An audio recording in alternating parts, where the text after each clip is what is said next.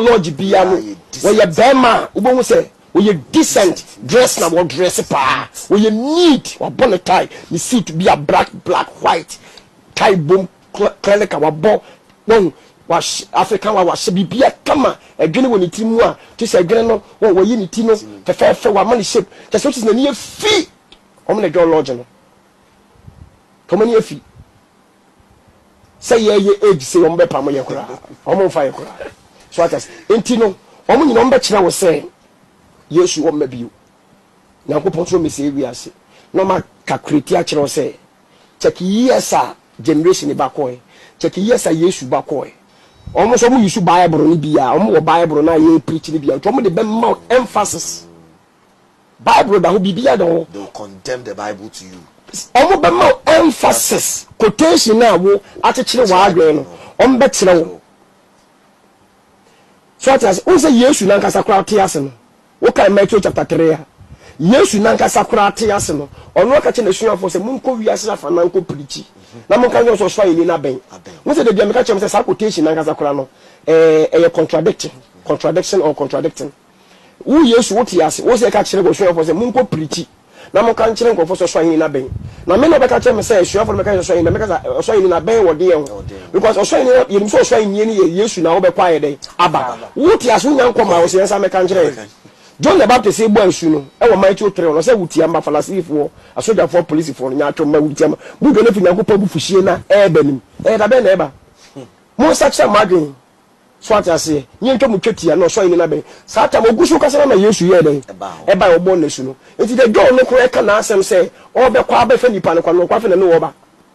enti yes start ya na se be ka se ko for start say mo bo salvation hu dawu na Yesu na ngasa kura no no what yase I say obedience na ka say obekwaba. It's not making sense. Yesu bekwaba nti sachira. Etu nyanse we ka say wo se wan na bekwaba si Yesu. It's only part net. That's one the two. Etu du bebi na Yesu ne na suafo na falasifo ne kasa. Wo se bedu bebi mu hu mi bio. Na komesa aba, om sa kwalo obodam. Wo na tu wo be hwe wa konfo na. Adai wo kwa abada ben. So what I say, enti no omo be kire wo say Yesu ne kura ka say o kwa aba no. Enye ye pension no kan na Yesu ni na suafo 12 ene wo ho eye Peter no John James no 2 John 2 Andrew ne sa hwan mo no ene Yesu ka kire mo 12 ne se me kwa ba Yesu ka kire na suafo 12 se wo kwa ba Yesu an kan che nipa bia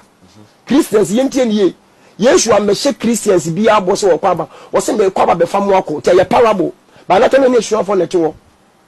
Yesu an ka se me kwa ba be fam machidifo nyina wo se me kwa be fam mo ako eti mono ejomo bia but media minyanse mo ne ehwafo na ekasa ene na ma Philip busa na say erade yenim kwan no na bere na etima ba wonti kire ye no se nya ba me kire mo sei no se na gya no kura no e do so mai hon ne gya de bi okasa fa gya no ho ansa de Yesu se gya no de hu mi no hu na gya no so ati ase eti e won be ye say Peter mo kra na Yesu show mo bo se me kwa ba no Peter mawu another generation aba Yesu mai generation bi aso 100 years century generation bi 100 century eti Yesu na nkasa owu ye na wo sole ye na wo hye for ne bo se mo se metu mi ku enche mesa aba no 2200 years in yewomi oh my eti Freemason for ne lord for ne brotherhood ne sisterhood for ne courtesan for ne be kire wo se ono nkasa na wo hye ebo no hwe generation dodo abese ne ko eti wo kura so wo bewu no oh my eti jiwani na omma koso be bank wa ye baba masa ekuo ni de sa ekuo no occultism ekuo na mabobo no Freemason young money lord and sister with brotherhood no category no wo mu bia masa sika de o memo se wo di sika wo di na wiase de wo se wo jiwani na so obi kura ka se Yesu ba na wo tia obesere se Yesu wo ba he bo de mo bodam papa no ka so wo ba na nyenne na mo to ko be wu agya no ma e ya mpa so se ye nyini se Yesu no onye be wo omo 100% evidence fact what is Yesu be ne no Sunday school me ma me na de me kwa asole o me ma me na de me kwa Assemblies of God and ma me no way wawu madam na de me kwa wawu ono be ka kem say yesu ba no wawu uti wa meto they say me papa wo me Monday ya na me eja bonsu me papa e ka say na me say eja wo sen o say me was 72 na say eh eja say yesu mai wo say me fe mo yesu ye na me to nso ehunu yesu afem ka che eja bonsu na me papa say dada ti su be hunu yesu so kwadwo ye nka ko yi e wo ya na me so me wu na yesu kura na ma anye den me hunu na say ah yesu ka so be ba nyene and you say dear ye nyina gidi say yesu no beba but the ka kono de ya hwe ya onya mai na yesu akodu 180 ni bi na wa ma it best in say e wo so yesu ye chele hey daddy oh chele me kan nya dama ya semo me ka sika na me ka no e wo so nye sika ni bi na chele wo so to ka ni bi wo si fie ni bi so do betima sum ni ye that's the issue because what would you want to make us a medical yesu wo be wo ja wa ko no mai eti so chele wo anu akọ eti ye ntili wo yesu nu no mo so ntili wo Satan side ye nyine wo yewu se wo be chili wo Satan side no akọwu na me so me dia rewo akọ o da bi e wo se yesu wa be fa yakọ de bat enye na asem na papa no wo ba but ye nchile ye be chili wo yesu nu o so be bank wa ye de baba obi o so be ba 100 years aba wamba nipa ho frasa ba wi ase o ma sa be nya 100 years o mawu wamba cause maka say 100 years bia nipa foforo ba e say wo fie say 32 wo say 20 me so me wo 41 e say enche so be do 100 yesu be do 100 no wa kwa na yesu wonya den on bai na yesu yewu na ye mano so aba ye mano so ba na yesu mai next time ye mano so gusu preach o mo sa che na yesu ba opportunity was mo wo ye mo pa I quite remember one lecture of mine. I say phrase be your Bible. Jesus can say, "I go and I come soon." So because it's soon, and I say, "Me kwaba says yeah." But that says no. Oh my. It was like you should do 100 years no. My. The same fan say, "Me ba penny no 11 years." So I say, "Me ba penny no 11, junior 11, 12." E ba 11, 12. It is a minya 100 ah. Me do na me ba no so say. No, I'm say 100 no be one no. It's never 100. Say me minya 100 ah. Maybe I said me wu ah. Me do na me ba no so 10 years, 11 years no so say. I think one 70. He said me chair me ba no fast. He said me chair me ba no be 30 years. 30 years. Example. To be 70. 70 years. It me ba no so be do 70, 80, 90, 100 no so. Ono so now. No so ne ba na ba. Te wa be do kwa na Yesu ni mai. Eti free okotofo na tena sa calculate say o me bio. Eti jiwani ena yampa so se obi e wodo se ku oni bia no onwuntem oba kokra oba abrewa ansare wawu eti je no oba kokra ni abrewa no a wo mu no no wa frɛ ne ba ne nana se me ka kyerɛ ho wo si Yesu ba wo se wo si Yesu ba wo se be dia ba kokra wo nana ena di mi wura mu ono wawu kɔ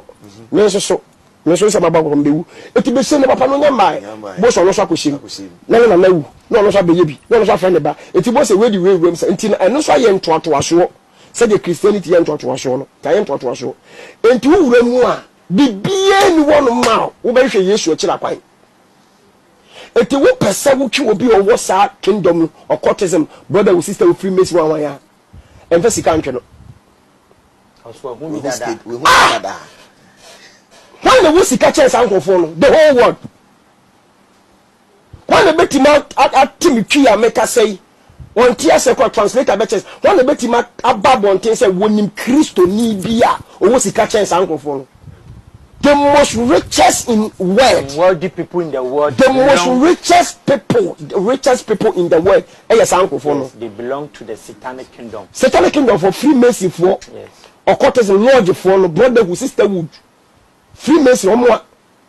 siko memo hu no $dollars pounds mu pounds cedis mu cedis euro mu euro ukro mu sika na wudi no omemo hu pa wode ma wo so wo ma de be si fie no ma de be to car obedi a che Christopher ne si sika nya ya duane ne ntade ne mpaboa ne didi dem rofo yisire ye se ye mo boche obi a no shit hole e dan keke obi pe dan sika na ye mpaibo e dan keke op 2400 akoha dan wona ye mpaibo sika wo mu be bie so ache no nya dan die o fie etu owura mu a so be sa aba no oboa etime bi se pese me twesa nkofo ni bia me de sekan ene say yes won ntem timi so be ku age na mana hyew timi giagira wo so saa ti sika no mo de ama wo no be ku se be wundi wo so yem be hyew enti wo bo ma bi gia no saa saa me se bra wo me mo sika ni bi yo me ma me ma obi eti se nipa ni be di Yesu achi na menye sika ni bi ma no a na adwen ya akonachi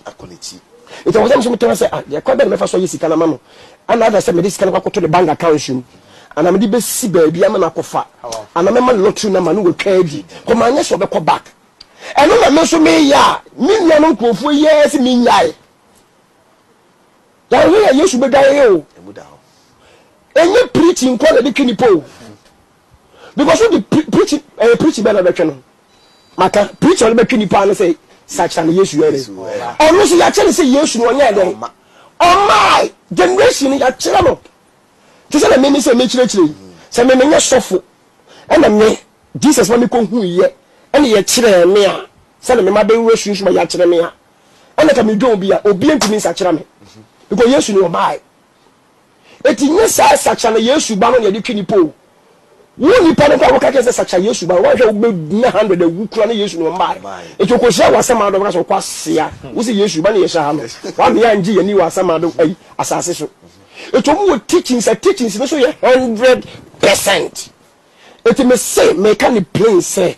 wo wura say ko ma unyini che wo the consumers are the ba haters musicians on magidin movie actors on magidin movie stars on magidin ene ho magidin ni ho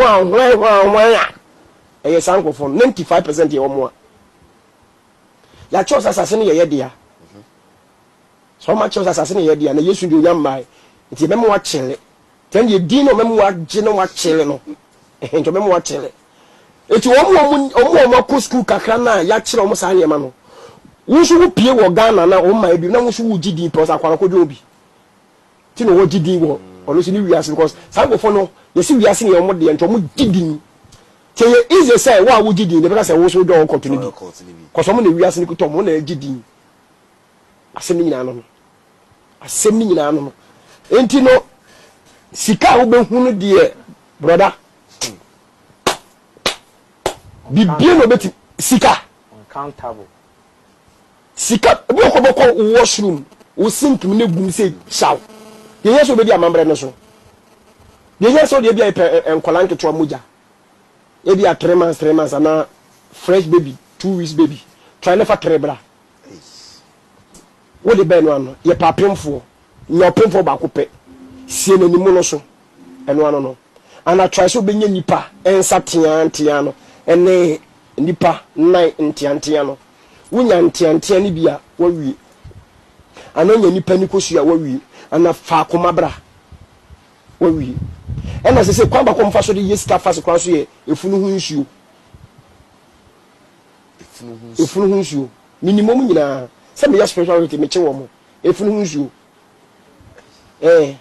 obu won so akwa no ma pai na koma woko ne yi na koma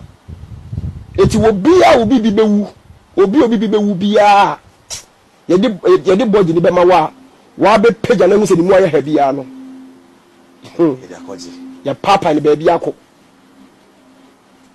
on de ba bi ko o ma yi ni ba bi ko aton tu page na de ni mu house and as a hospital say ko wo ne say wo ba na wu a request akwala no o ma me wo ba na wo no wu request say wo mfa ma de man pese me hwe ma de no o na ya kwhye na obo nkwhye na onto ne ntwene obi atue sika so penkola mienza cause no doctor na nurse no so sika ya tia ba no enye bi no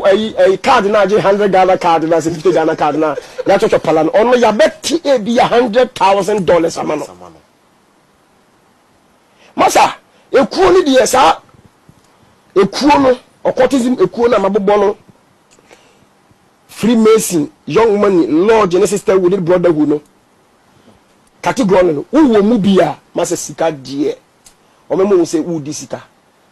wo di na wiase die wo say wo ji wani na so obi kura ka say Yesu ba na wo tie obesere say Yesu wo ba he bo de mo bodam papa no ka so wo ba no nyenne na mo to ko be wu agya no mai e ya mpa so say ye nyini stay Yesu no onye be omo 100% evidence fact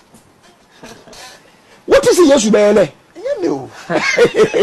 Sunday school me maame na de me kwa asole o me maame na de me kwa Assemblies of God ene maame no we wawu me maame na de me kwa wawu ono be ka jem say Yesu ba no wawu uti wa meto they say me papa wo me Monday ya na me ne eja bonsu me papa e ka say na me say eja wo say o say me was 72 na me say eja say Yesu mai wo no say me fe mo Yesu ye na me to nso ehunu Yesu afem ka eja bonsu na me papa say dada ti su be hunu Yesu so kojo ye nka ko yi e wo wa na me so me wu na Yesu kura na ma anye den me hunu na me say Yesu ka so be ba nyene enti say die ye nyina gidi say Yesu no be ba but the other ka no de ya hwe ya onya mai na Yesu akodu 180 ni bi na wa ma it best thing say e wo so Yesu ye chele hey daddy chele na me ka no dwama ya semo me ka sika na me ka no e wo so ni sika ni bi na chele wo so to ka ni bi wo si fie ni bi so do betima sum ni ye that's the issue because what would you want to better say me dey kan Yesu wo be wu agya wa akọ no mai eti so chele wu anu akọ eti ye ntili wo Yesu nu no mo so ntili wo Satan side ye nyina wu ayewu se wo be chili wo Satan side no akọwu na me so me dia rewo akọ o da bi e wo say Yesu abefa ya akọ de ba enye na asem na papa no wo ba but ye nchele ye be chili wo Yesu nu te me die me ka manum tuo plane a kire the whole world say we me wura wo bi ni masole masa kar me mo to bi efie me mo asi bi lottery na ma na me de be mo di se nya ho kola me de be fa me pagya wo dwuma me pagya dwuma wo ya me sika abem anase me sika kokoto bank account mu direct